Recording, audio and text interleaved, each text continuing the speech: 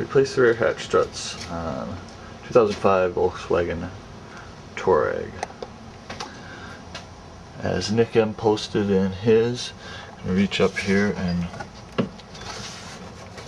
pop this rear headliner piece off. So you can see the rear of the underneath the hatch here. I'm going to pull off the D pillar here. You can see the back of it there is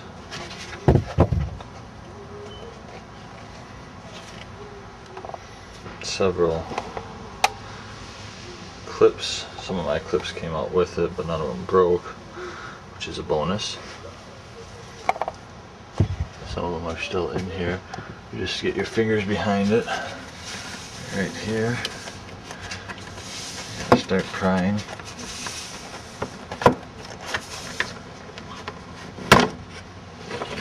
And slowly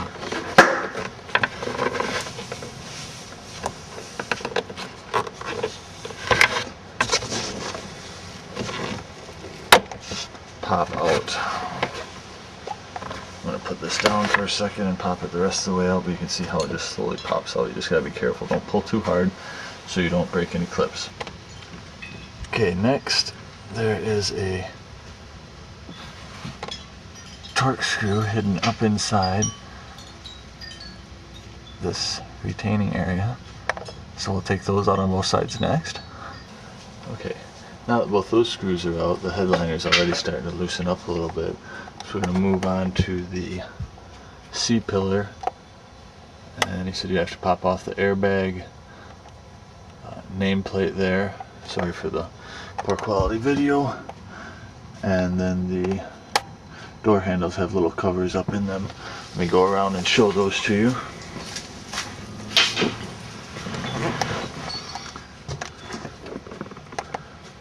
Inside here there's a little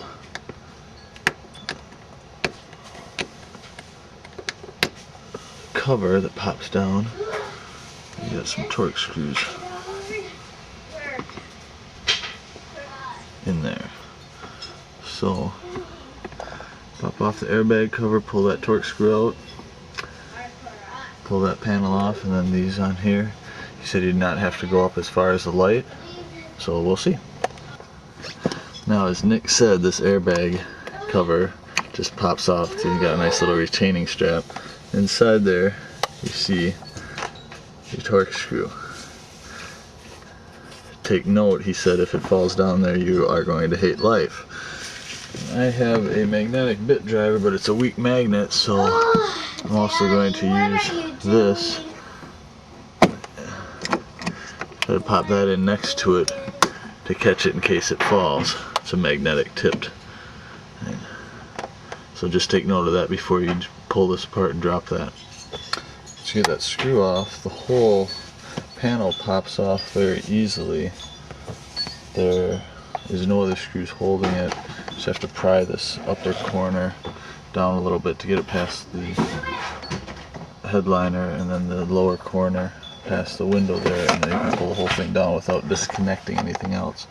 There's the hole that you took the screw out of that holds that panel in. I'm going to continue on with the handle now. Alright, I got the driver's side off now. I wanted to note the other side came off very easily, but there is a clip inside your C pillar down at the bottom by the rear quarter window there. The other side popped off pretty easy, so maybe it wasn't back in there from when I popped all that apart to install my hitch controller. But you just have to pry it slowly and it will pop out, and then slowly pry it down from around the headliner. I got one screw left and the headliner should drop out, so let's cross our fingers and hope it works. Okay, the headliner is loose. I haven't dropped it much. Someone else suggested in the thread to use your headrest to prop it up so it doesn't drop down too much, so you don't risk creasing it. So I'm going to slowly lower my headrest and let it drop down on there. Okay, so I got my headliner dropped down a little bit. I don't want to pull it down any farther because there is a little crease forming up by my B pillar. Hopefully that It's okay once I pop it back up there, doesn't continue creasing. But I'm gonna pop you can see the ends of the struts here, and this plastic cover here pops down. You can see the other end of them in there. It is gonna be a tight squeeze, so we'll see if I can get that. Alright, got the first two out. It was a bit of more of a struggle than anticipated. There's a dust cover underneath there that has little clips, have to be popped out. I had to pop my rear washer fluid line out to get that out. Then it opens up a cavity. Let me get the light here. And then you can see the two pins for the far end right there. You look in here, you got the big and the small pins in here. So I had to take the big pin, slide it forward, pull it back between the two hinges here, and then drop it down and slide it out the front to get it out. The big one still seemed like it had a little pressure left. The little one completely shot. And slide it back and forth like playing a violin. So now I'll put the new ones in and then I'll go take the other side apart. Alright, two new struts in.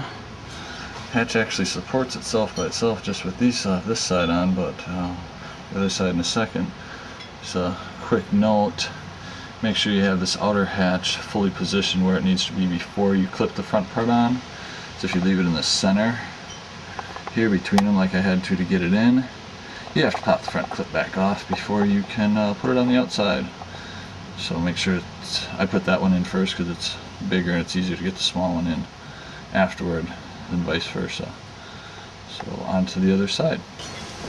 Alright, and now you see completed, and I don't have to use a piece of luber like Nick M uses to hold it up anymore.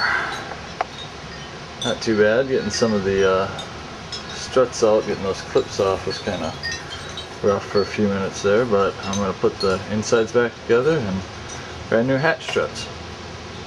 That did take me 2.5 hours, however I took a break to feed my daughter lunch and put her down for a nap, so